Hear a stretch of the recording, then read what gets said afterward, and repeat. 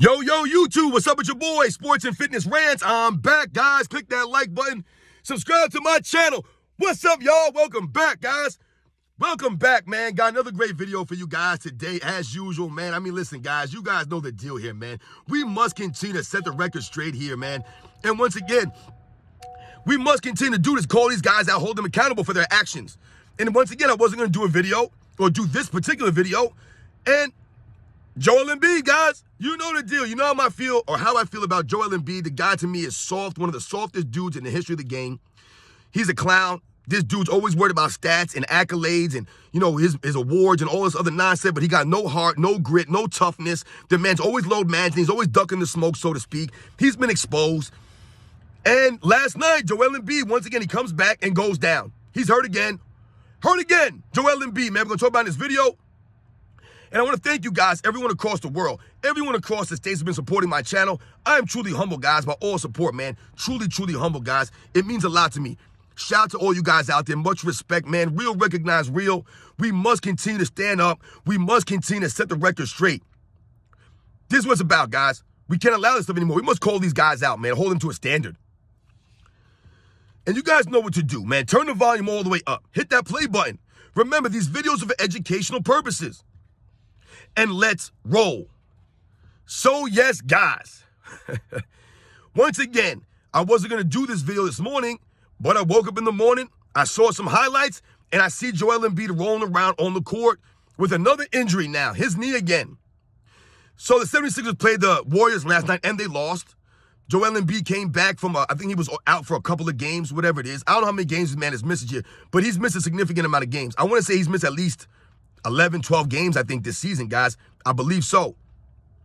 So he's getting close to that cutoff, right? There's a 65-game cutoff, right, for you to be eligible for any kind of postseason accolade, right? An MVP award, a Defensive Player of the Year, a scoring title, all these things. You must play a minimum of 65 games. And I've told you guys on this channel that I believe the minimum should be 70 games. It shouldn't be no less than 70 games to be eligible for any of these awards, any of these scoring titles, or any of this stuff. 70 games for me should be the minimum. We should be holding these guys to a higher standard, guys. A higher standard. 65 games to me is lowering the standard. These are supposed to be bigger, stronger, faster. These guys are supposed to be the best athletes ever. And once again, we're lowering the standard, lowering the bar for who? For guys like Joel Embiid to win these awards, to be qualified for these awards, to be eligible. And I told you, I don't respect Joel Embiid. To me, he's soft. He got no heart, no grit, no real toughness. He's not a real leader, and he's always been a postseason choker. A guy who never shows up when you need him the most. He's missing games in the postseason. He's missing games in the regular season, as usual. And last night was more the same. They lost to the Warriors. Joel Embiid's on the floor. And once again, I tell you, I did a video the other day about guys not knowing how to fall down, right? There's an art to actually falling down, no matter what the sport is, right? There's an art to this. And players these days don't seem to understand that reality or the concept of falling down the right way, right? Collapsing your legs, rolling your body, things of that nature. Trying to lessen the injury chance. Joel Embiid, he's one of the worst people at this. And yesterday in the game, he's on the ground, on the floor, trying to get a loose ball. But if you look at him, he has his legs straight out underneath Kuminga. And then Kuminga, dives for the ball and comes down on Joel Embiid's knee. And it looks like maybe he hyperextended his knee, possibly. To me, it didn't look that bad, but I'm not Joel Embiid, so I don't know what pain he's in. Once again, I know for a fact I'm a lot tougher than Joel Embiid is. I know this for a fact, guys. I'm 43 years old. I've been through some stuff. I know this. Joel Embiid, to me, is not a tough guy. He just doesn't have the heart of the grit. So he lays on, because once again, it's not only these guys that they get hurt or possibly hurt, it's their reactions, guys. This man's rolling around on the floor. I mean, what are we doing here? It's a clown show. He's rolling. Dude, you're 7'1", 300 pounds, and you're rolling around the ground like that? You told us you're wrestling lions in Africa, but you're rolling around the ground because this guy fell on your knee. Because once again, Joel Embiid just has his legs stuck straight out. He didn't even try to protect himself. This is what I'm talking about. There's no effort for these guys to protect themselves because they don't care. They really don't care. They don't care if they miss games. They want to be out. Joel Embiid doesn't want to play 75, 80 games. He doesn't want to do that. He wants to play 60, 65 games like he's done his entire career and still be eligible for these awards and these scoring titles, these cheap scoring titles he's getting that no one respects. I don't respect these scoring titles playing 60 games, 65 games. It ain't the same. It don't matter the same. It don't stack up to other guys. And Joel Embiid, once again, is exposed as being soft. And really, like I said, not protecting himself. Not protecting himself at all. Like I said, it looked like he wanted to be hurt. It looked like he didn't want to be out there. He never wants to be out there. And this is my problem with Joel Embiid and a lot of these guys, man.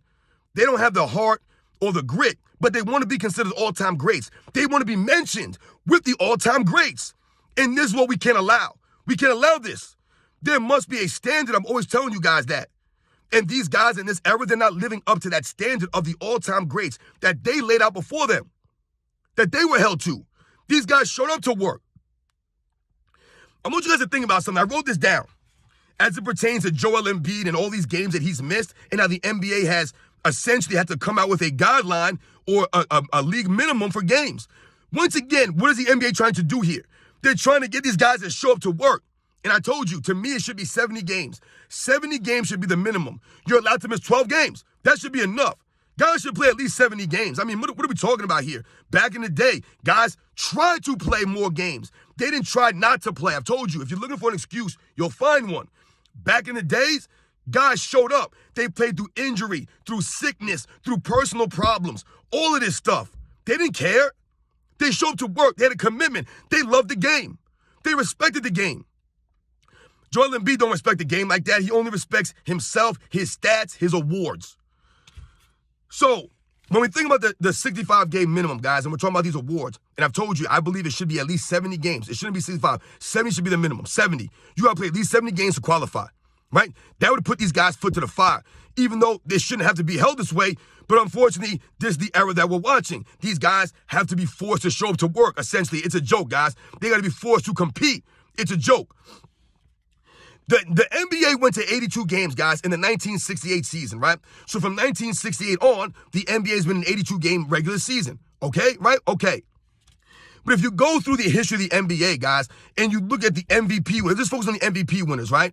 Just for the argument. And you look at how many MVP winners since 1968 to present. How many MVP winners played under 70 games, guys? If you think about that, the only players that I've seen that have played under 70 games and won an MVP was Bill Walton. I believe in, what was that, 78 or whatever that was. I think he played like 60 games or 58 games.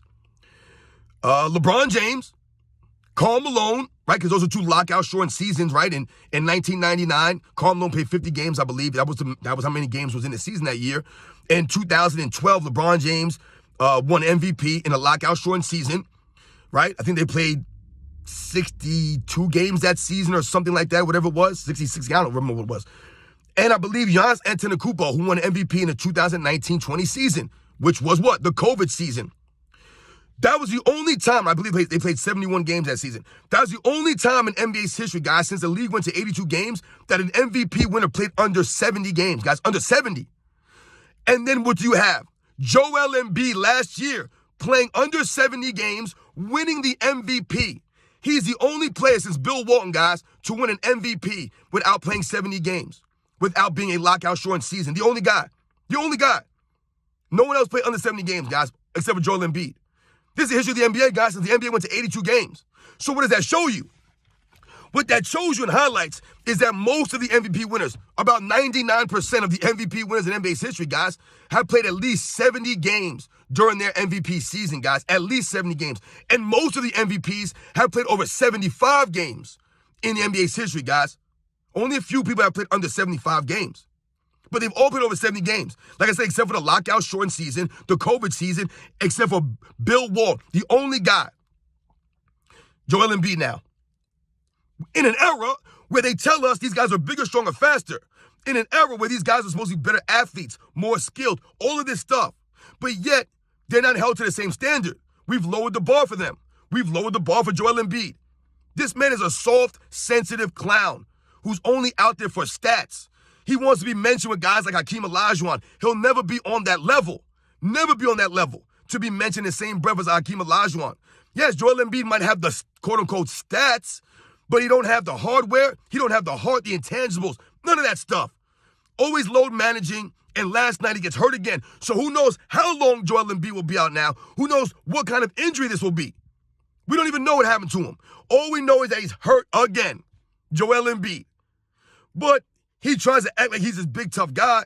They're always pumping Joel Embiid up about his skills and his stats that he gets only playing 60, 65 games. So once again, is Joel Embiid going to be eligible for an MVP award? No. I don't believe he's the MVP of the season so far any damn way, but I don't think he's going to be eligible for an MVP award. I can't respect these guys, man. Joel Embiid ducking out on Nikola Jokic the other night, and now he comes back. He's hurt again from a guy falling on his leg after he didn't even try to protect himself. And then he lays there and he's rolling around. You guys see the thumbnail? That's Joel Embiid rolling around on the floor. This is what we're watching, guys, in the NBA. Taking a page of the LeBron James manual.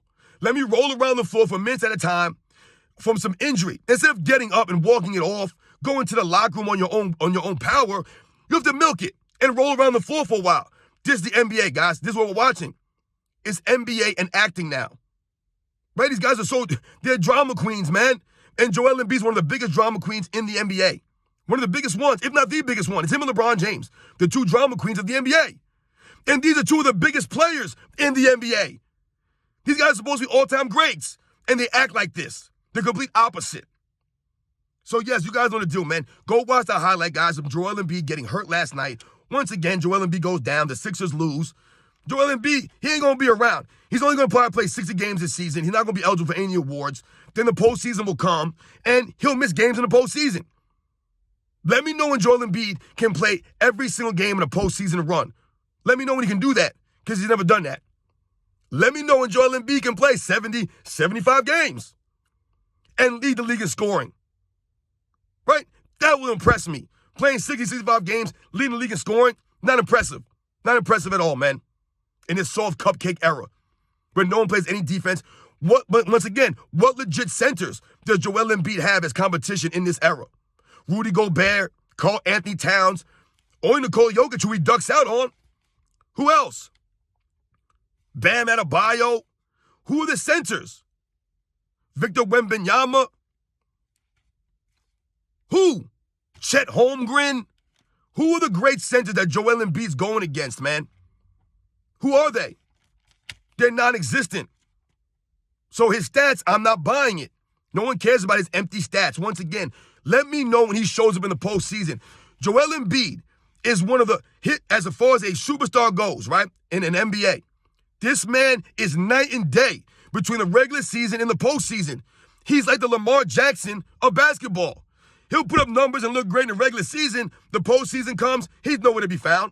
Nowhere to be found. Nowhere to be found. This Joel Embiid, missing games.